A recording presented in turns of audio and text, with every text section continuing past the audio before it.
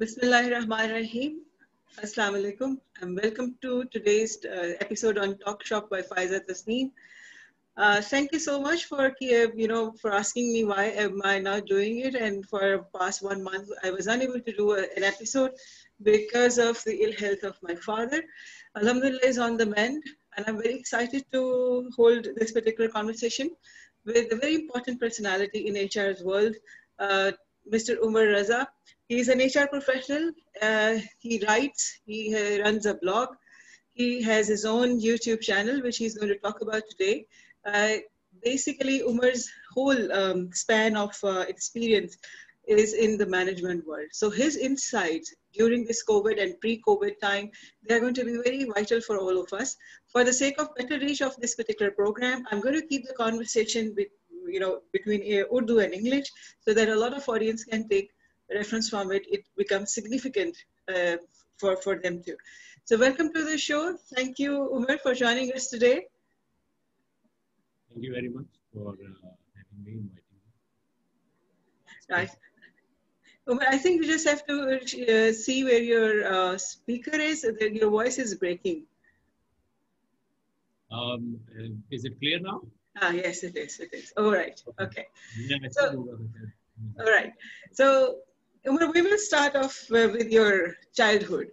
What sort of childhood you have had? अभी पीछे जाना पड़ेगा थोड़ा सा. मुझे I had a very wonderful childhood. अल्लाह का शुक्र है. It was very happy. It was very privileged और बहुत ही खूबसूरत childhood.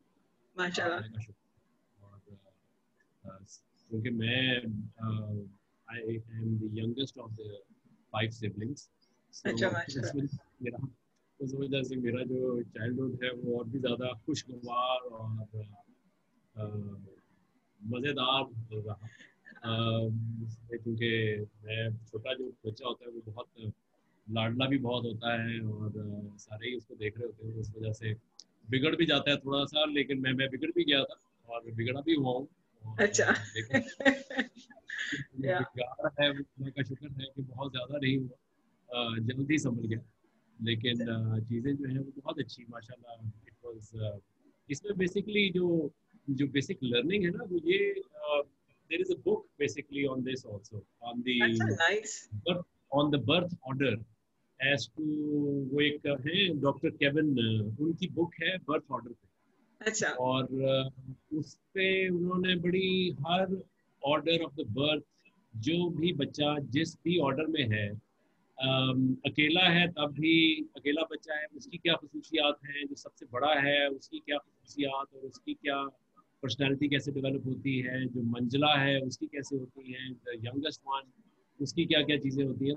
तो वो बड़े मज़े की बड़ी इंटरेस्टिंग बुक है. और it basically gives a lot of insight towards how people behave on the basis of what birth order they have in their families. So did you find that true for yourself? Very much, very much. तो बहुत सारे variable factors होते हैं. Of course ये जो books लिखी जाती हैं या जो रिसर्च होती है ये काफ़ी एक्चुअल उसके ऊपर बड़ी अच्छी रिसर्च की जाती है, लेकिन ऑफ कोर्स उसके अंदर बहुत सारे वेरिएबल्स होते हैं, सर्कमस्टांसेस बहुत सारे होते हैं, मुख्तलिफ फैमिलीज़ के मुख्तलिफ सर्कमस्टांसेस होते हैं. लेकिन जब एक ग्लोबल लेवल की रिसर्च की जाती है तो उसका बहुत इम्पैक्ट, बड़ा अच्छा रिजल्ट जो है वो बड़ा खूबसूरत. हाँ बिल्कुल. काफी वो आप कह रहे हैं ग्लोबल लेवल पे जो रिसर्च होती है बड़ी सिग्निफिकेंट होती है, because they don't just focus on one type of data they collect. There are so many things that they take into account. So आपकी बात बिल्कुल. वो जो ये जो रिसर्च उन्होंने की हुई है बड़ी खूबसूरत और बड़ा आप उससे रिलेट कर सकते हैं अपने आप को. और जब मैं अपने इर्द गिर्द देखता हूँ तो बहुत सारी चीज़ें ऐसी हैं जो कि रिलेट की जा सकती है. लेकिन एक चाइल्डहुड के हवाले से एक बड़ी सिंस मतलब मेरे चाइल्डहुड से किसी को क्या दिलचस्पी होगी, लेकिन जो इससे एक जो लर्निंग है जो बड़े मजे की. आप क्योंकि मेरे अपने बच्चे भी हैं माशाल्लाह, मतलब बेटियां हैं वो बड़ी हो रही हैं, छोटी भी है, मतलब मुख्तलिफ मॉडल के बच्चे हैं. तो वो जो मैं इसको बचपन के साथ रिलेट करता हूँ इस चीज़ को, आपकी लाइफ की लर्निंग्स को और चीज़ों को, कि बच्चों को जिस लेवल पे आप हैं, जिस उम्र के जिस हिस्से में हैं, उस उम्र की जो रिक्वायरमेंट्स हैं वो पूरी करनी चाहिए। ट्रू। अगर वो उस वक्त पूरी ना की जाए तो मैंने ये ऑब्जर्व भी किया है, देखा है लोगों में कि कुछ ना कुछ कॉम्प्लेक्सिटीज रह जाती हैं आपकी पर्सनालिटी डेवलपमेंट्स में। वो जो बिल्कुल। कॉम्प्लेक्सिटीज है, वो अगर आपने बचपन में बचपन नहीं सही गुजारा, और या आपने जवानी सही नहीं गुजारी और आप बहुत सारे ऐसी चीज़ों में पड़ गए, ऐसे काम करते रहे, या माँ बाप का आपके साथ रिलेशनशिप ना रहा जो कि बचपन में होना चाहिए, तो वो मतलब कुछ चीज़ें होती हैं जिसमें मतलब ज़ाहिर है एक्सेप्शंस भी ज़ाहिर हैं, लेकिन कुछ चीज़ें ऐसी हैं जिसको कंट्रोल भी नहीं कर सकते, वो भी मैं बात नहीं कर रहा। कुदरतन कुछ चीज़ें लोगों के साथ हो जाती हैं, लेकिन अगर सब चीज़ें everything is at a place, so जो उम्र की जो तकाजा है, उस उम्र का जो तकाजा है उसमें वो करना चाहिए। और बिल्कुल। जब आप वो कर लेते हैं फिर आपकी महरूमियाँ जो हैं वो खत्म हो जाती हैं, वो नहीं रहती हैं। ट्रू। फिर आप जब आप मेच्योर होते हैं, जब आप अगली उम्र में पहुंचते हैं, तो फिर उस उम्र की आप चीजें करना शुरू करते बिल्कुल, वो हैं। बहुत यही सारे हमारा ऐसे आज लोग का हैं। टॉपिक है कि जो ट्रांसफॉर्मेशन का जर्नी है वो बर्थ से स्टार्ट होता है और हमारी जो डेथ है वहां तक चलता रहता है, क्योंकि ये एवोल्यूशन है। आप जैसे जिक्र जी करें कि हर फेस की अपनी रिक्वायरमेंट है, इंसान के हर फेस की अपनी रिक्वायरमेंट, शेक्सपियर भी कहता है, दुनिया की रिसर्च कहती है। सो आपने माशाल्लाह इतना आप seem like a very learned person and you read a lot. So आपने अपनी इतनी जो रिसर्चेस पढ़ी हैं उनमें आपको क्या लगता है कि चाइल्डहुड से लेकर इंसान का एक जो मेच्योरिटी का एक स्टेज आता है उसमें क्या चीजें हेल्प करती हैं इंसान को स्ट्रेंथन करने में, उसको उसको पॉजिटिव रखने में, उसको मोटिवेट करने में, कि he does not lose the site of the goals that he set for himself और पेरेंट्स सेट। हमारी सोसाइटी में जैसे बहुत से गोल्स हमारे बचपन से कुछ हमारे पेरेंट्स ने भी सेट किए होते हैं। तो आपको क्या लगता है कि कौन सी ऐसी इंपॉर्टेंट एलिमेंट्स हैं जो बचपन से लेके चले एटलीस्ट अगर हम यूनिवर्सिटी लेवल तक का इसको लिमिट कर लें, कौन सी ऐसी एट्रीब्यूट्स हैं, ट्रेट्स हैं जो बच्चे की लाइफ में होनी चाहिए ताकि वो एक पॉजिटिव लाइफ या एक positive member on the earth बन के रहे?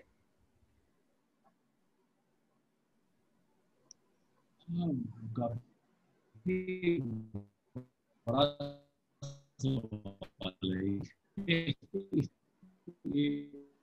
किसी आसानी से इसका जवाब नहीं आता, लेकिन बहुत। हेलो, जी सर। आपको जी। आवाज आ रही है आपको? आपके थोड़ा शायद इंटरनेट का कोई मेरा ख्याल है सिग्नल वो का इशू बना है। अनस्टेबल हो जाता जी। है, कोई मसला नहीं है। बट मतलब वो जो एट्रीब्यूट्स हैं, ये जो एलिमेंट्स हैं, बचपन से लेके खास तौर पे यूनिवर्सिटी लेवल तक, उसमें जो एक चीज़ है वो एक्सप्लोरेशन और ऑब्जर्वेशन की आदत बच्चों में जरूर डालते रहना चाहिए। एक जो चीज़ मैंने अभी पहले भी आपको बताई कि उस एज की जो रिक्वायरमेंट है वो जरूर पूरी करनी चाहिए। हम्म। अब एज की रिक्वायरमेंट है कि आपने खेलना है, आपने खुश रहना है, आपने पढ़ना भी है, आपने कुछ थोड़े बहुत स्ट्रेसेस भी लेने हैं, हम्म। आपने अपनी होमवर्क भी करने हैं। जो हमारा सिस्टम है, मतलब हम इससे इतराज करें या इसके हक में हो या इसके खिलाफ हो, हम अपने एजुकेशन सिस्टम के हक में हो या खिलाफ हो, मतलब जो भी है, मतलब बहुत सारी बुरी चीज़ें भी हैं हम्म। हमारी एजुकेशन सिस्टम में, हमारे तरबियत के निज़ाम में बहुत सारी बुरी चीज़ें भी हैं, लेकिन जब है तो फिर है। ट्रू। मतलब अब आप उसको, मैं अपने लेवल पे यही कर सकता हूँ कि अपने बच्चों को सही तरह से तरबियत दे सकूँ। और हम्म। उसमें जो जो पहली बात तो ये है कि जो पेरेंट्स हैं उनको जो टाइम की जो इन्वेस्टमेंट है अपने बच्चों के साथ, वो बड़ा ज़रूरी है कि वो हम्म। लगाए। कि ऑल्दो मसरूफ होते हैं, हम भी बड़े, हर कोई मसरूफ है, मतलब आप आजकल जो टाइम है वो सुबह से लेके शाम तक हाँ। माँ ट्रू। बाप काम कर रहे होते हैं, मतलब इससे इनकार भी नहीं है, करना भी चाहिए, काम भी करना चाहिए। जी। लेकिन उसके साथ साथ कुछ ऐसे फैमिली के मौके ज़रूर हाँ। बनाने चाहिए या उनका ख्याल रखना चाहिए जहाँ पे बच्चों को उतना टाइम दे सकें। अब जब बच्चों की तरफ आ जाते हैं, और अगर हमारे कुछ यंग स्टूडेंट्स सुन रहे हैं ये चीज़, तो अगर उनकी तरफ चले जाते हैं तो उनका मैं उनके साथ तो सिर्फ ये एक जबरदस्त एक चीज है कि उनके पास इतनी अपॉर्चुनिटीज है, इतनी देखने की अपॉर्चुनिटीज हैं, ऑब्जर्व करने की इतनी अपॉर्चुनिटीज हैं, यूट्यूब पे बेइंतहा मटेरियल पड़ा हुआ है, हर वक्त उनके पास मोबाइल फोन है, और ये बड़ी अच्छी चीज है, ये यूटिलाइज करनी चाहिए।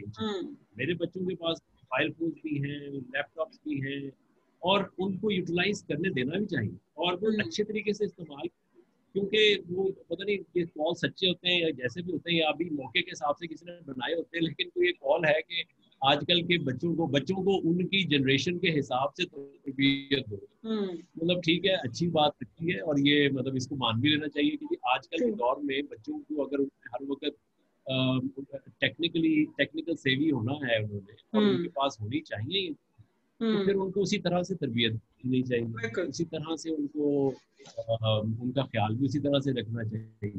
तो ये जो यंग लोग हैं, खास तौर पे यंग लोग हैं, they should be able to have better observation of the things around. And एक जो मैं अक्सर अपने कैरियर के प्रोग्राम्स में बच्चों को कहता हूँ, या जो जॉब सर्च के लिए आते हैं उनको भी कहता हूँ कि अपने आप को निचोड़ लें। मतलब आप जब नींबू निचोड़ते हैं ना, तो वो आप उसको कोशिश करते हैं कि उसके अंदर से एक एक रस का पीस जो है वो बाहर निकले। True. अपने आप को भी इसी तरह निचोड़ लें। मतलब वो टाइम है यूनिवर्सिटी में जाने से पहले, तकरीबन 1-2 साल पहले, और यूनिवर्सिटी में जाने के बाद तकरीबन 2-3 साल के अंदर, ये वो टाइम है जिसमें यू शुड मेक ब्लंडर। मतलब आप एक्सपेरिमेंट करें, करें।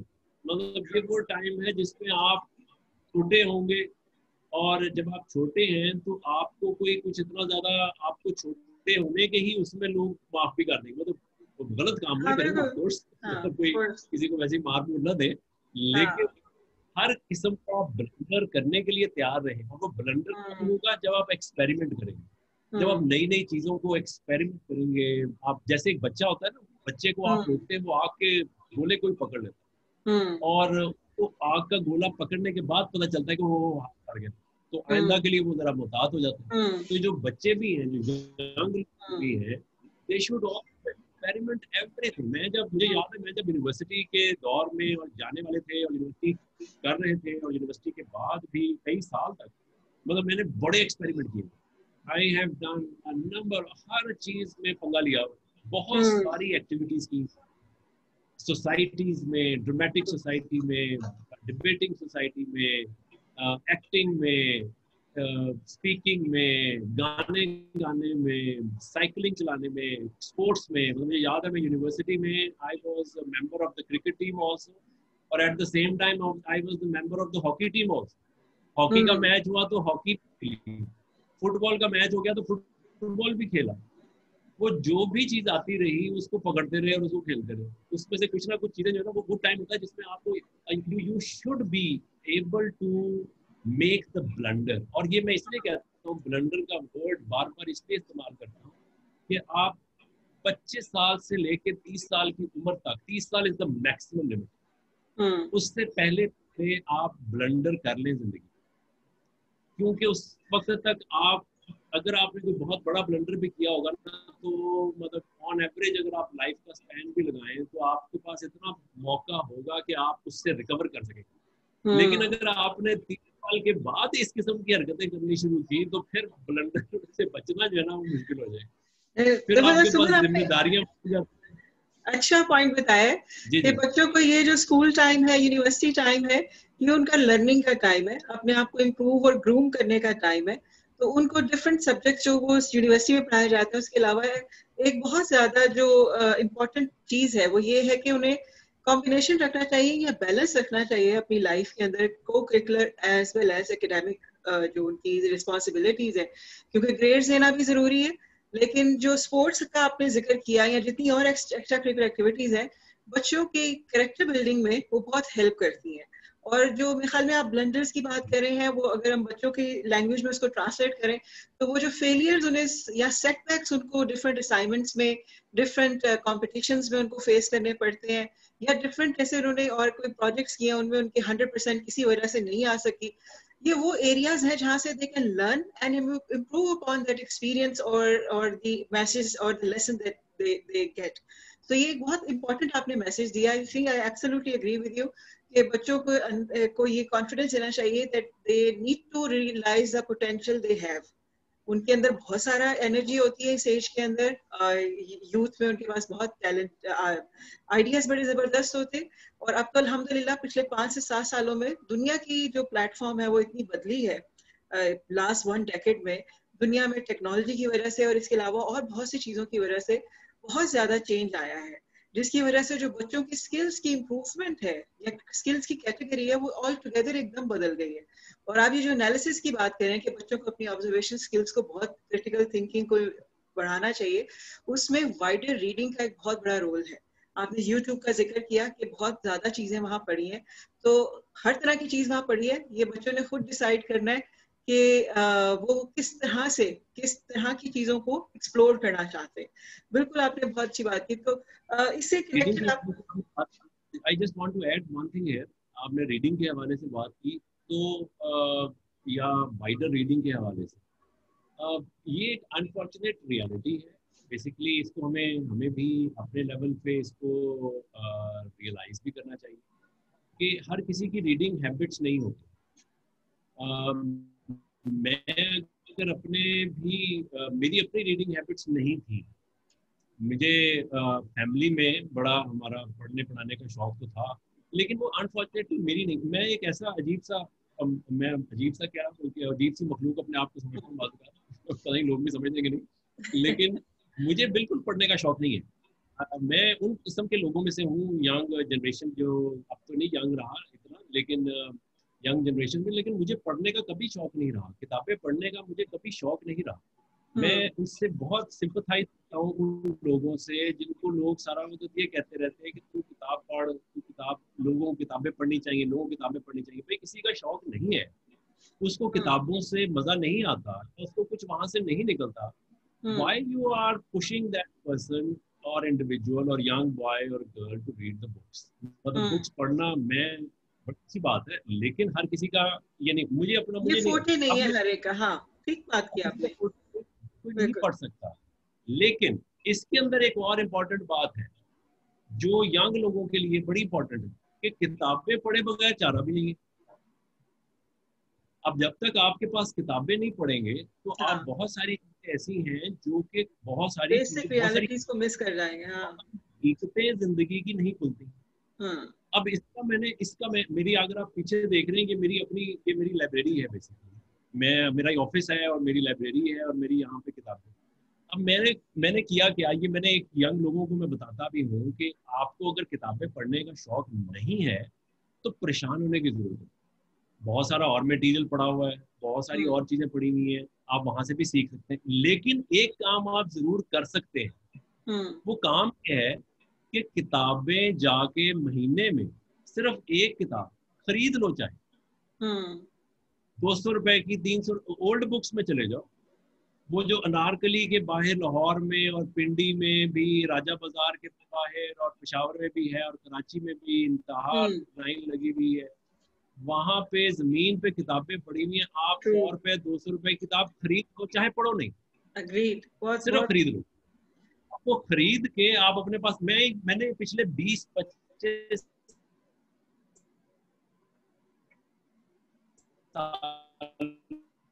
मैंने यही किया. मैंने किताबें खरीदी हैं, सिर्फ पढ़ी बहुत कम है. अब उसका असर ये हुआ है कि एक एनर्जी की साइंस होती है. वो जो एनर्जी क्रिएट होती है वो ये है कि अब इस वक्त मेरे हर तरफ किताबें हैं. यही मैं अपने बच्चों के साथ भी करता हूँ. मैं उनको लेके जाता हूँ रीडिंग्स पे या किसी स्टोर पे और उनको कहता हूँ, वो कहते हैं किताब लेनी है, वहाँ पे बड़े शौक से जाते हैं. मैं कहता हूँ ले लो, कोई मसला नहीं, पेटी पे और नहीं पड़ती, थोड़ी देर पढ़ा उसके बाद. मेरा भी यही हाल था. लेकिन अब हुआ ये है, इसका असर, इसका फायदा ये हुआ है कि अब ऑटोमेटिकली मेरा हाथ किताब की तरफ उड़ जाता है. और मैं पिछले कोई 2-3-4-5 सालों से मेरी ऐसी आदत बनी है कि आई regularly read books and all types of books, not necessarily of management. I read history, I read sometimes philosophy also, पिछले कुछ पाकिस्तान की पॉलिटिक्स के हवाले से। आप बहुत सारी किताबें जब आप आपके इर्द गिर्द होती हैं तो आपके खुद ब खुद एक वक्त ऐसा आता है जब उसको पढ़ने की एनर्जी क्रिएट हो जाती है। ट्रू। क्योंकि जब आपके इर्द गिर्द पड़ी हुई होंगी तो आपको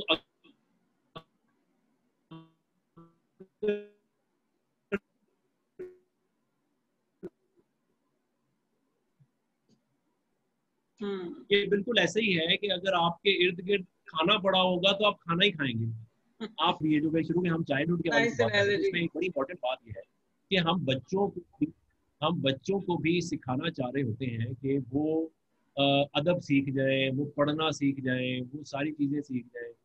वो इसलिए सिखा रहे होते हैं कि हम उस वक्त अपनी वो चाह रहे होते हैं कि हमारी इज्जत बने, कि हमारा बच्चा जो है थोड़ा अच्छा पढ़ा है। लेकिन असल में उनको जो कुछ हम सिखा रहे होते हैं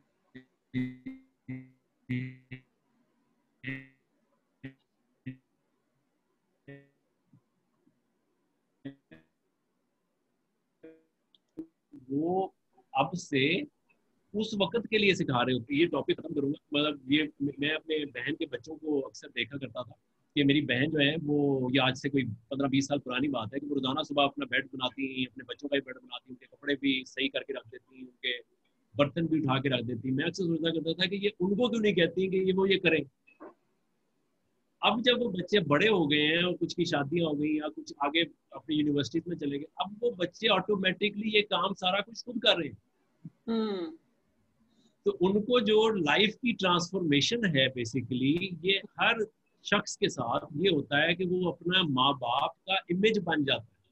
ट्रू। तो जो माँ बाप हैं वो जो कुछ कर रहे होते हैं वो बच्चे वही कुछ करना शुरू कर देते हैं, लेकिन उस वक्त जब वो, और उस वक्त करना चाहिए उनको जब उनकी रियल लाइफ स्टार्ट हो चुकी हो।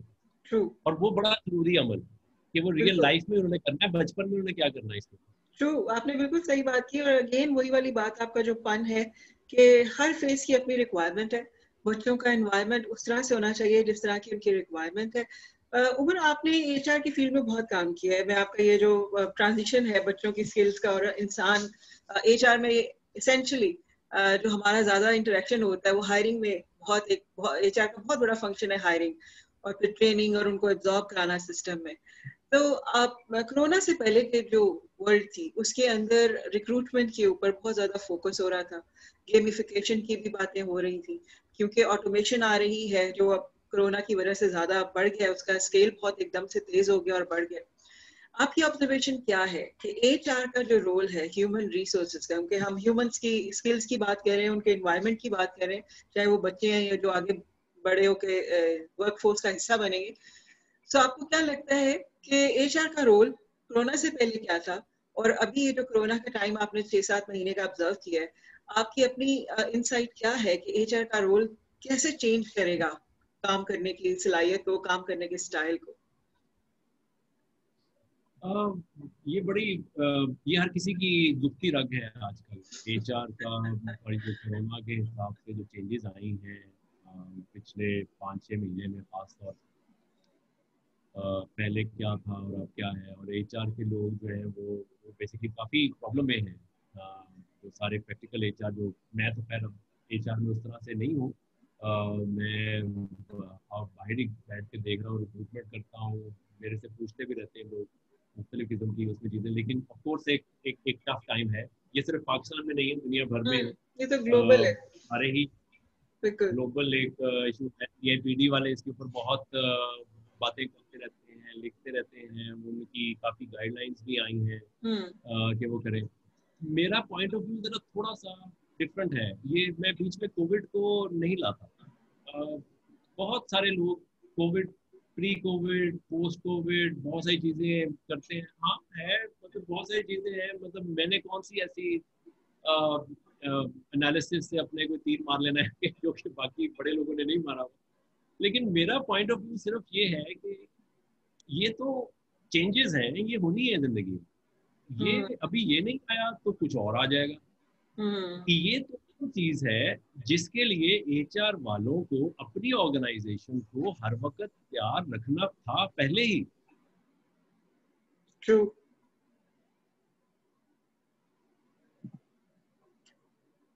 उमर साहब आपकी आवाज चली गई है, मेरे ख्याल में इंटरनेट की ये तो एचआर की बेसिक, ये तो this is the basics of HR. अभी आवाज आ रही है आपको? जी जी अब आ रही आवाज आ रही है? है। जी जी अच्छा, बीच में रुक गई थी या नहीं नहीं ठीक इसको है। दोबारा से? नहीं नहीं सही है इसको सही दोबारा है। से? तो मेरा पॉइंट ऑफ व्यू ये है कि एचआर प्री कोविड या post covid, I don't see anything in this. What I see is that HR ने अगर कुछ इसके अंदर नहीं किया तो एचआर का फेलियर है। हम्म HR is always talking about change, learning, training and development, and all those stuff. So this is the practical application of that. ये जो हम्म पिछले 6 महीने में हुआ, ये तो उसकी प्रैक्टिकल एप्लीकेशन आ गई आपके सामने कि भाई हम्म आपने कुछ चीज के लिए तैयार है या नहीं। हम्म तो लेकिन आई थिंक अभी ये जो अभी वर्क फ्रॉम होम के खत्म हुआ साथ काम। एक टैबू था कि जी घर से बैठ के काम नहीं कर सकते, एम्प्लॉय का हाँ, फिजिकली दफ्तर आना बहुत जरूरी है। आई अंडरस्टैंड कि कुछ इंडस्ट्रीज हैं जहाँ पे of course work from home is not an ideal situation for those employees, लेकिन बहुत सारी इंडस्ट्रीज हैं जिनमें अब आपने दुनिया को कोरोना की वजह से शट डाउन होने की वजह से वर्क फ्रॉम होम भी लोगों ने किया, और वो इंडस्ट्रीज जो पहले रिलक्टेंट थी वो अब थोड़ी सी इसमें फ्लेक्सिबिलिटी आ गई।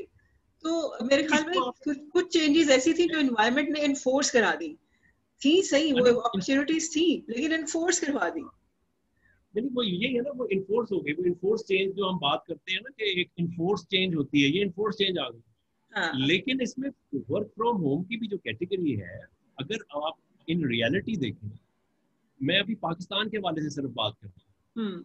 इन रियलिटी देखें, what do you think what would be the percentage of the companies और the people who would have realized that, number one, number two, who has have the opportunity to work from home? Hmm Not many. Not I many mean, companies.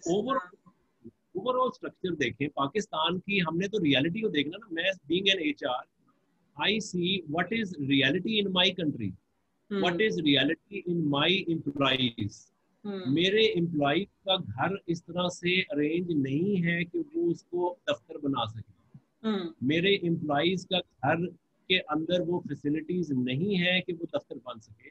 मैं हम्म तो चले, अब पिछले मुझे 2 साल हो गए हैं, मैं तो घर से काम कर रहा हूँ। मैं मुझे अगर आप तो मेरी जो ट्रांसफॉर्मेशन है of my career, that I don't go to any office, this is my office where I am sitting, but this is my home also. So hmm over the last 10 years, it took me 10 years basically. ये जो development है ये पिछले 1 साल की है, इससे पहले बड़ी कोशिशों के बाद ये चीज डेवलप हुई। ट्रू। तो लोग हैं जो कि ऑर्गेनाइजेशन में काम करना चाहते हैं,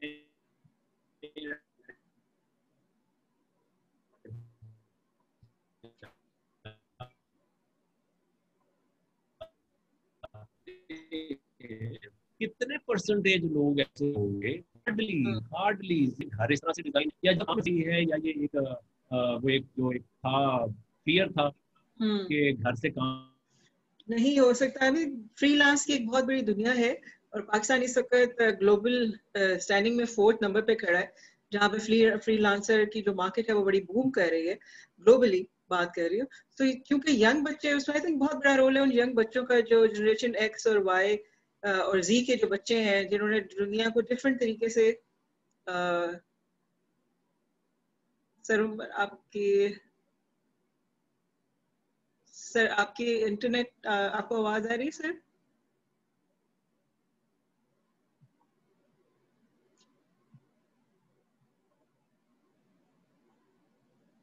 सर उमर?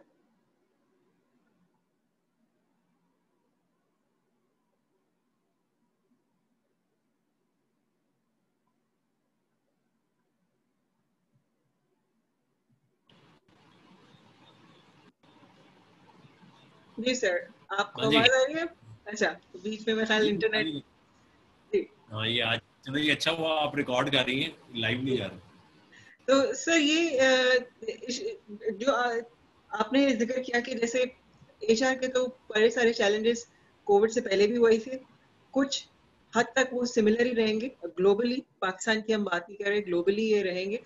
तो आप क्योंकि मैनेजमेंट कंसल्टेंट भी हैं और बहुत सी कंपनीज को विजिट करते हैं जहाँ पे आप डिफरेंट एनवायरनमेंट्स को ऑब्जर्व करते हैं, उनकी काम करने के तरीके, उनके बिजनेस के नेचर के तरीके, आपको क्या लगता है कि जो ये कोविड है, या इसने जो इन्फोर्स करने की हम बात करते हैं, लोगों को डिफरेंट तरीके से काम करना और सोचने पे मजबूर किया है या नहीं?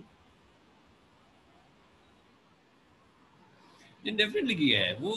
देखिए, इससे आप अलूफ तो नहीं रह सकते। जो आपके इर्द गिर्द हो रहा है, ऑर्गेनाइजेशन ने जाहिर है उससे लोगों ने सोचा है कि भाई अब आप जब जैसे आप बात कर रही थी कि घर से काम करना मुनासिब है, घर से काम किया जा सकता है, आप घर से काम कर सकते हैं। लेकिन मेरी टेक सिर्फ इसमें ये थी कि कितने परसेंटेज लोग काम कर सकते हैं, लोग नहीं काम कर सकते, हम्म बहुत सारे नहीं कर सकते, बहुत बहुत सारों सी को नहीं इंडस्ट्रीज हैं जिनके लिए सूटेबल चाहिए, मोड ही नहीं है ये। बहुत सारों को निकलना चाहिए हम्म, हैं जिनका ये मोड ऑफ वर्किंग है ही नहीं। उसके बिल्कुल। अलावा जो एचआर की जो खास एक थीम है बेसिकली, हम्म मुझे एचआर के लोगों को मैंने बताया भी है, मैंने अपने क्लाइंट्स के साथ मेरी बातें भी हुई हैं इस सिलसिले में, और मैंने उसको एडवाइजरी भी उस वाले से दी है कि अच्छा चले, मौका आ गया आपका कि आपको बंद करनी पड़ गई इस वक्त फिलहाल ऑपरेशंस अपने, और आपको सब लोगों को घर भेजना शुरू कर दिया आपने। ये एक अच्छी लर्निंग आ गई है। लेकिन हम्म इसमें आपके लिए अपॉर्चुनिटीज क्या क्या हैं उनको सर्च कर लें। बड़ी अपॉर्चुनिटी आपके लिए ये है कि आप सक्सेशन प्लानिंग कर सकते हैं, हम्म जो एचआर का एक बहुत बड़ा इशू था। हम्म हम्म सक्सेशन प्लानिंग कैसे कर सकते हैं कि आप लोगों को पता है कि आपके अगर लेट से 100 लोग हैं, एम्प्लॉइज हैं, और सारे के सारे एट द सेम टाइम आप ऑफिस में नहीं बैठ सकते बिकॉज आपने कोई 6 फुट का फासला भी रखना है और आपने वर्क हम्म स्टेशन चेंज कर, हम्म तो आप वो जैसे न्यूजीलैंड में हुआ कि उन्होंने कंपनियों ने, कुछ एक दो कंपनियों ने 4 days वर्क वीक पे एक्सपेरिमेंट करना शुरू कर दिया। सो अब आप भी ये एक्सपेरिमेंट कर सकते हैं कि 3 days वर्क वीक या जी 4 days वर्क वीक, जिसमें आधे लोग एक वीक में आए, आधे लोग दूसरे वीक में आए, और ट्रू। वो लोग जो हैं वो एक दूसरे को रिप्लेस भी कर रहे हो, कि वो जो एक सीएफओ है उसका जो नंबर 2 है वो उसको सपोर्ट जो करता है, वो दोनों एक ही ग्रुप में ना आए, वो इकट्ठे ना आए, वो एक दूसरे को सपोर्ट भी कर रहे हैं कि जब वो नहीं है तो वो घर में बैठा हुआ है और दूसरा बंदा वहां बैठा हुआ है। तो हम्म ये एक बड़ी अच्छी लोगों के लिए सक्सेशन प्लानिंग के हिसाब से एक बहुत बड़ी अपॉर्चुनिटी एक डेवलप हुई, जो लोगों ने इम्प्लीमेंट भी, कुछ बहुत सारे लोगों ने इम्प्लीमेंट भी की, बहुत सारी कंपनियों ने इम्प्लीमेंट भी की है और वो उसका फायदा भी ले रहे हैं। हम्म लेकिन एचआर का जो बेसिक जो जो एक जो कंसर्न है जो मुझे लगता है लोगों के साथ यहाँ पे, कि हम बहुत सारी जो कंपनियां हैं वो सारी एक जैसी चीज़ें अपनाने की कोशिश करती हैं। ये मुमकिन नहीं है कि हम इतनी जल्दी उन चीज़ों को अपना सकें। सो एचआर का रोल बड़ा क्रिटिकल है कि वो इन लोगों को इन लोगों को इस तरह से अपनी पॉलिसीज़ को चेंज करे हम्म, कि तमाम लोग उसमें कैटर हो सकें। बिल्कुल। अब वो पॉलिसीज़ क्या हैं? रिन्यूमरेशन की पॉलिसीज़ हैं, क्योंकि हमारे यहाँ पे आपने देखा होगा बहुत सारी सेठ कंपनियां हैं, वो हम्म प्रॉफिट कम होना नहीं चाहते, लेकिन वो ये ज़रूर चाहते हैं कि एम्प्लॉइज कम हो जाए या हम्म खर्चे कम हो जाए या ट्रू। कोई और ऐसी चीज़ें कम हो जाए कि जो कि आपको प्रॉफिट को कम, मतलब प्रॉफिट कम ना हो, बाकी सारी चीज़ें कम हो जाए। तो एचआर का बड़ा क्रिटिकल रोल इसमें ये आता है कि वो उन लोगों को भी समझाए जो कि सीनियर लेवल पे ऑर्गेनाइजेशन में ओनर्स बैठे हुए हैं या बड़े लोग बैठे हुए हैं। समझाने की बात मैं इसलिए करता हूँ, बाज़ औक़ात ज़रा मुश्किल हो जाती है समझाना उनको। हम्म वजह ये होती है कि हम एचआर के खुद लोगों के अंदर भी बहुत सारी कमियां ऐसी हैं जो कि समझाने के लेवल पे हम पहुंच ही नहीं पाते। हम्म और उस खास वजह ये है कि एचआर के अपने लोगों की क्रेडिबिलिटी नहीं है उस तरह से। हम्म जो भी प्री कोविड या post Covid implementation of new policies या न्यू प्रोसीजर्स है, उसके लिए ये बड़ा ज़रूरी है कि एचआर के लोगों की क्रेडिबिलिटी ऑर्गेनाइजेशन में डेवलप हुई है। अग्रीड। और क्रेडिबिलिटी डेवलप उस वक्त होती है जब कोई ऑर्गेनाइजेशन में नंबर 1 कि अगर वो एक तो जाहिर है चेंजेस लेके आया है, काम अच्छा किया है, उसकी लोग बात मानते हैं, सुनते हैं, लोग उसको एक काइंड ऑफ इंस्पिरेशन देखते हैं। हम्म और दूसरा बड़ा ज़बरदस्त एलिमेंट ये है कि वो ऑर्गेनाइजेशन में स्टे भी करे। हम्म ये हमारा एचआर के लोगों का एक बहुत बड़ा इसको डायलेमा कह सकते हैं कि सबसे ज्यादा टर्नओवर हम्म उसी डिपार्टमेंट में है जो टर्नओवर रोकने के लिए बैठा हुआ है। True. This is absolutely true. HR के लोग सबसे ज्यादा बर्नआउट छोड़ है। के जाते हैं। एचआर के सीनियर हेड्स जो हैं वो 2 3 4 साल से ज्यादा कहीं गुजार ही नहीं सकते। Agreed. उसकी बहुत सारी वजूहत हैं। मैंने एक यूट्यूब पे एक वीडियो भी इसके ऊपर की हुई है कि एचआर के अंदर ही टर्नओवर क्यों बहुत ज्यादा है। हाँ, ट्रू ट्रू। जब तो आपने भी जिक्र लिखा हुआ किया अपने YouTube का, तो बहुत से लोग जो हमें हमारा ये वीडियो देखेंगे, please visit his YouTube channel, specially young बच्चे या अर्ली करियर के जो प्रोफेशनल्स हैं या इवन सीनियर लोग भी। Umar does a YouTube channel, I think Abundance Consulting के नाम से उमर आपके चैनल का नाम है जी। और बहुत सारे टॉपिक्स के ऊपर, एक वैरायटी नहीं, एचआर ही नहीं है जिसके ऊपर उमर बात करते हैं, उसके अंदर बहुत सारे डिफरेंट जो बिजनेस के एस्पेक्ट्स हैं उनको कवर करने की कोशिश करते हैं। इसके अलावा I think Umar you run a blog as well, you write on different topics, और वो काफी आपके मैंने एक दो पढ़े हैं, तो उनमें आपका पर्सनल एक्सपीरियंस बहुत उसमें आप कोट करते हैं। ये बहुत वैलिड हो जाती है बात, क्योंकि आपने आपकी authenticity of that particular argument वो इंक्रीज हो जाती है जब आपने फर्स्ट हैंड चीज को एक्सपीरियंस किया और उसको आप ट्रांसलेट करें अपने रीडर्स के लिए। तो it's a wonderful effort. So what motivates you to do YouTube videos on a persistent basis as well as write as well? So what motivates you?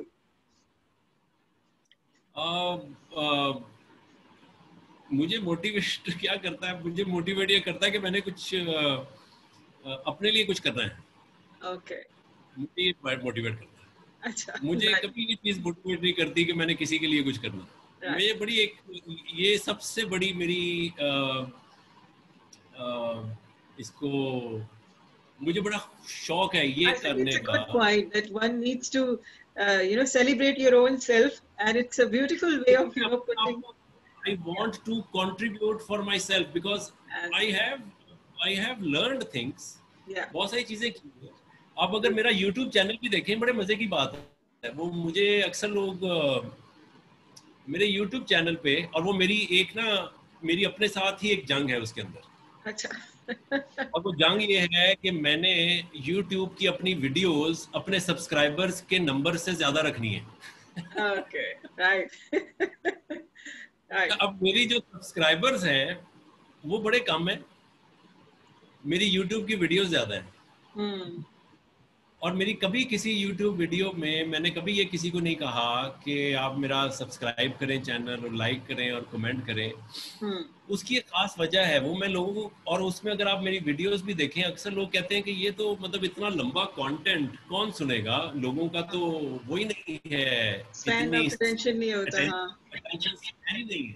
तो मेरी कोई जो प्रोग्राम है वो 1 घंटे का है, कोई प्रोग्राम 30 मिनट का है, कोई बड़ी मुश्किल से मैंने कोई खींच के कोई 3 मिनट पे लेके आया हूँ कि मैं कोई छोटी बात या कुछ ऐसी। लेकिन बाद में मुझे ख्याल आया कि मैं किसके लिए ये कर रहा हूँ। अगर किसी को सुनना है या किसी को कुछ देखना है तो वो आके देख लेगा और सीख लेगा कुछ। लेकिन जो बेसिक चीज मैं कर रहा हूँ वो मैं अपने लिए कर रहा हूँ, because it is my need. I want to develop myself, I want to give back to society, I want to share my experience with people. Yes, Why it is one way of doing CSR, absolutely. Why I would like कि लोग इसको पसंद भी करें या लोग इसको appreciate भी करें। जिसने अप्रिशिएट करना है कर लेगा, जिसने नहीं करना वो नहीं करेगा। जो मेरे आर्टिकल्स भी हैं वो मेरा जब दिल करता है मैं लिखता हूँ। बड़े मजे की उसमें चीज है। मैं 2009 से लिख रहा हूँ उस ब्लॉग पे। अच्छा, और 2009 में मैंने ब्लॉग बनाया था और अब तक उसके अंदर कोई 130-35 आर्टिकल हैं जो मेरे लिखे हुए। और मैंने एक आर्टिकल लिखा था कोई अभी मैंने पिछले 2 महीने में कोई 10 आर्टिकल लिख लिए हैं। लेकिन वो जो 10 आर्टिकल हैं वो पिछले पूरे 1 साल में मैंने एक भी नहीं लिखा था। मैं ये एक अजीब सी बात आपको लगेगी, पता नहीं लोग इसको अप्रिशिएट करें या इसको मुझे जूते मारे, लेकिन मेरा जब दिल करता है तो मैं लिखता हूँ। जब मुझे कोई बात समझ आती है तो मैं लिखता हूँ। मुझे एक बात समझ आई, जो कि मेरा अभी रिसेंट एक आर्टिकल था, अभी आप मेंटोरिंग के हवाले से भी आपने बात की थी, तो मेंटोरिंग पे मैंने एक आर्टिकल लिखा। और वो मेंटोरिंग, उसका आर्टिकल का टाइटल ये है कि from mentoring to deception. tricky. Because what I felt in my life, I have been mentored. I am mentoring a lot of people also. What I felt is that mentors should not deceive people. ये एक बड़ी बड़ी मेरी एक अपनी अंदर की, क्योंकि I have seen the deceptions also. Absolutely. There are also type of people in the world. जो लोग mentoring करते हैं उनको भी इस बात का ख्याल रखना चाहिए कि वो जिसको मेंटोर कर रहे हैं वो उनका मुरीद नहीं है और वो उसके पीर नहीं है. True. तो वो जो मेंटोर का और मेंटी का रिलेशनशिप है वो बस उतना ही रहना चाहिए, उससे आगे नहीं बढ़ना चाहिए. Agreed. और जो मेंटीज हैं उनको भी ये ख्याल रखना चाहिए कि दे शुड बी, यस, पढ़ें, मेंटोर बनाएं किसी को, उससे सीखें बहुत कुछ चीजें, लेकिन उसको पीर ना अपना मान लें. जब आपने मेंटरिंग का जिक्र किया है तो उमर, आपकी माशाल्लाह इतनी जो डिफरेंट, आपने कहा कि मैंने बड़ी सारी डिफरेंट चीज़ों को एक्सपेरिमेंट किया अपनी लाइफ में, कुछ कामयाब हुई, कुछ से आपको लर्निंग का मौका मिला. सो are there any mentors in your life from childhood to today that you would like to name and thank today? नहीं, बहुत सारे हैं. मैं कोई एक नहीं है. जबरदस्त. This is very lucky, क्योंकि ये बहुत सारे लोग हमें डिफरेंट लाइफ में गाइड करते रहे, शेप अप करते रहे, हमें सपोर्ट करते रहे. ये जो सपोर्ट मैकेनिज्म है, चाहे इंटरनल फैमिली का हो या एक्सटर्नली हमें कहीं से मिल जाए, फ्रेंड्स की फॉर्म में, टीचर्स की फॉर्म में, अच्छे बॉसेस की फॉर्म में, अच्छे मैनेजर्स की फॉर्म में, कॉलीग्स की फॉर्म में, ये आई थिंक इंसानों के को एक बैलेंस पर्सपेक्टिव डेवलप करने के लिए या उनको ये एक्सप्लोर कराने के लिए कि इट्स ओके. ये एक सेंटेंस है जो मैं खुद एज ए मैनेजर बोलती हूँ कि ये जो हम बोलते हैं ना, इट्स ओके, तो ये बड़ा ही ट्रिकी सेंटेंस है, बट ये लोगों के लिए बड़ा जरूरी है इसको समझना कि कभी कभार कोई जानबूझ के गलती नहीं कर रहा होता, उससे हो जाता है गैर दानिस्ता तौर पे. और यंग बच्चे specially in their effort to become ambitious और zealous टू डू थिंग्स, कभी कभार कुछ ऐसी बातें कर जाते हैं जो नहीं होते. तो we need to learn how to say it's okay, and we need to learn when to say no, it's not okay. So I think mentoring में आपका, I'm sure आप the mentors जो आपके साथ भी होंगे, they must have given you this perspective of the creating the balance of saying it's okay and it's not okay. Would you agree? It does basically, yes, they definitely have. My मेरे बहुत सारे mentors हैं, जैसे मैंने कहा मैं बहुत सारे लोगों से सीखा है, और उसमें कॉर्पोरेट के लोग भी हैं, उसमें रिलीजियस साइड के लोग भी हैं, उसमें फैमिली के लोग भी हैं, और उसमें बड़े भी हैं, उसमें छोटे भी हैं.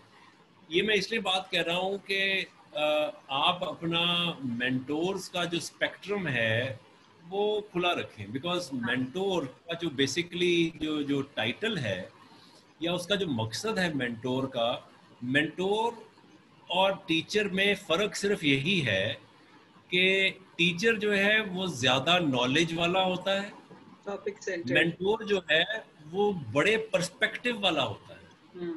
वो एक पर्सपेक्टिव डिफरेंट देता है. आप जरूरी नहीं कि उसकी नॉलेज आपसे ज्यादा हो, लेकिन जो मेंटोर है he or she gives you a different perspective of looking at the things. So जब आप पर्सपेक्टिव की बात करते हैं तो पर्सपेक्टिव में you can have number of mentors. So उनको मेरा सिर्फ कहने का मतलब ये था इस सारी प्रोसेस में, keep a mentor, do not keep a peer. ठीक है, उसको वो लेवल मत दें कि वो आपके जिंदगी के फैसले करने लग जाए. I agree. बिल्कुल, बहुत अच्छी आपने क्लैरिटी दी है. ये बात बच्चों के लिए और हम सब के लिए समझना बहुत जरूरी है कि we need to find source of inspirations and motivations. We need to observe people's life. We need to read books, and we need to have live conversations, one-to-one, face-to-face conversations with people, so that we can take inspirations, absorb their observations, and see the context in which we can apply. तो यहाँ पे मेरे ख्याल में जो आप बात बड़े देर से लोगों को समझाने की कोशिश कर रही हैं कि लर्निंग की बहुत अपॉर्चुनिटीज हैं, आपको उस लर्निंग को कंटेक्चुअलाइज करना बहुत जरूरी है, क्योंकि बहुत सारी, जैसे आपने जिक्र किया, आपने माशाल्लाह बाहर से पढ़ा भी है और आपकी मेंबरशिप भी है CIPG की. इससे रिलेटेड मैं आपसे क्वेश्चन करना चाहूंगी आपका माशा इतना तजर्बा है इस बिजनेस की फील्ड के अंदर, I won't only use HR as it per se, आपका बिजनेस के बहुत सारे एरियाज के साथ ऑब्जर्वेशन का काम करने का काफी लिंक रहा है।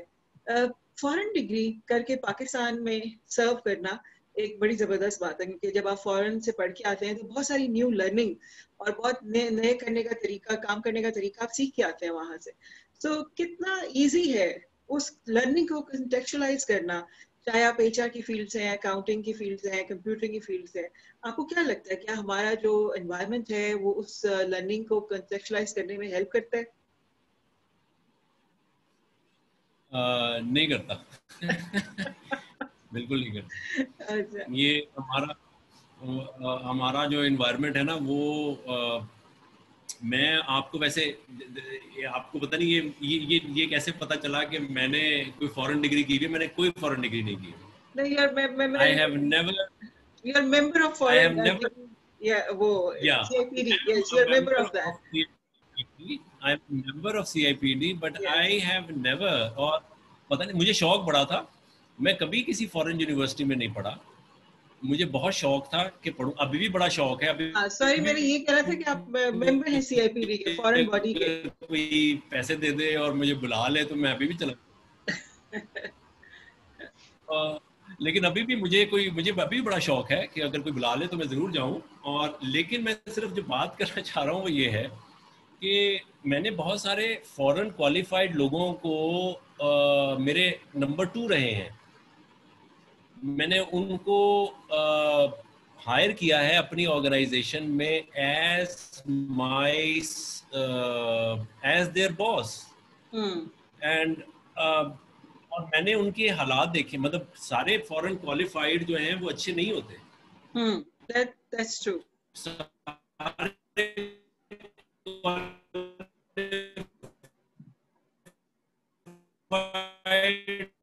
फॉरेन सर आपकी आवाज ब्रेक हो रही है। बुरे भी नहीं होते। जी। बात कहाँ पे आती है कि जब वो आप टेक्सचुअलाइज पाते हैं कि नहीं कर पाते, वो ऐसी की वैसी रहनी है ना, उसने तो नहीं बदलना। वो तो अभी भी वैसी है। वो जब आप फौरन से पढ़ के आ जाएंगे तब भी वैसी रहेगी।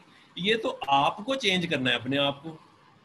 अगर आपने अपने आप को चेंज नहीं किया और आप उसी उसमें रहे माहौल में कि आप बाहर से पढ़ के आ गए, हाँ पढ़ के आ गए हैं, और अब आपको यहाँ पे उसी किस्म का आपको तनख्वाह भी प्रोटोकॉल मिले मिले और और वो, हाँ उसी किस्म बिल्कुल, के पैसेज भी मिले और उसी किस्म के आपको पीयर्स भी मिले भी। हाँ आप पढ़ के आए, वो तो नहीं पढ़ के आए ना, वो ट्रू। तो बेचारे यहीं पे थे, बाकी सारे तो यहीं पे रह गए।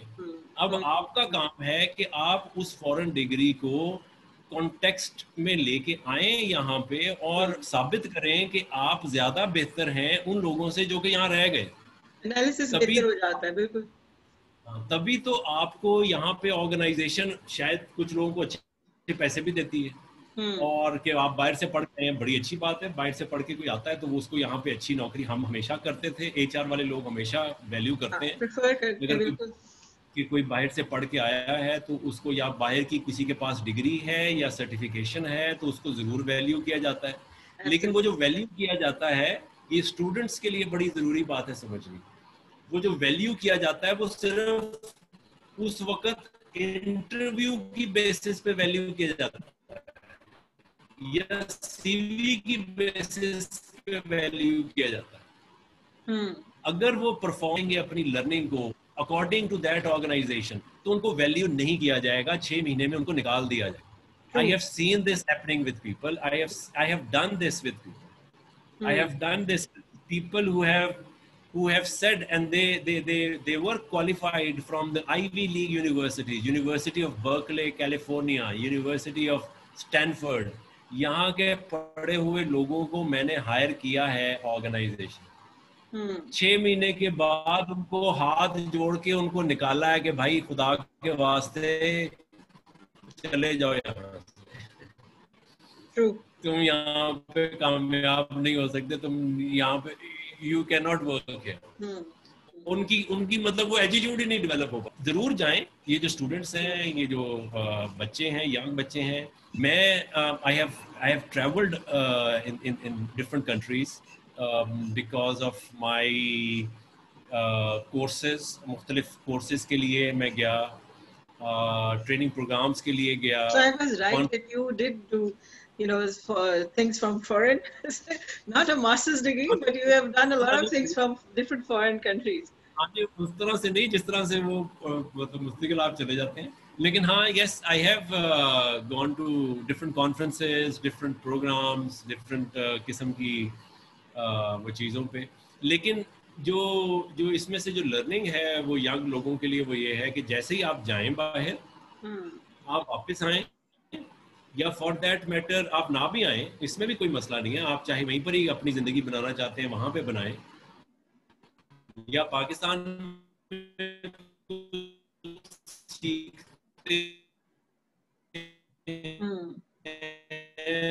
तो यहाँ पे सीखें. लेकिन ये तमाम सीखने का जो अमल है वो किस मकसद के लिए है? वो अगर वो एक्शन में नहीं ढले, बावजूद भी, जैसे कहते थे ना मुख्तलिफ लोगों के बारे में कि यार अमेरिका तो आ गया लेकिन ऐसा अमेरिका ने भी कुछ नहीं बिगाड़ा, मतलब अमेरिका से वैसे के वैसे ही वापस आ गया. सही बात तो है.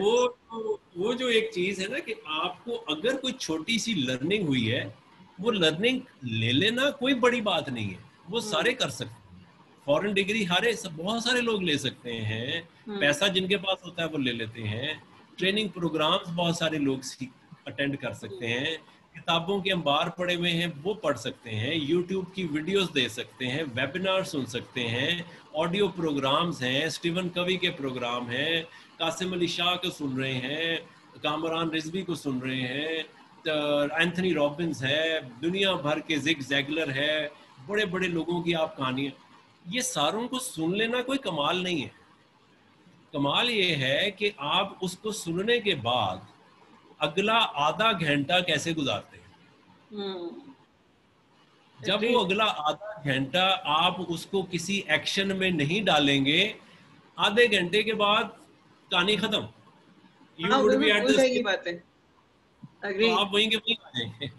So immediately after that learning, you need to contextualize that learning into some of your actionable items or into your own environment. कि क्या ये मेरे लिए जरूरी भी है या नहीं है, मैं अपने environment में अपनी जो मेरी life है उसके साथ इसको कैसे attach कर सकता हूँ.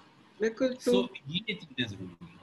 ये बड़ी इंपॉर्टेंट आपने बात की है. आई थिंक जितनी भी लर्निंग है, जितनी बुक्स हैं, जितनी वीडियोस मौजूद हैं, जितने मेंटर्स मौजूद हैं, वो आपको पर्सपेक्टिव बिल्ड करने में help sense to people who are listening.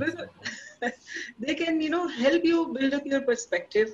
They can help you see if you are walking in the right direction, and or do you need to reflect on how you are working. ये सब चीजें आपकी वो perspective building में, आपकी growth में आपकी बहुत हेल्प कर सकते हैं.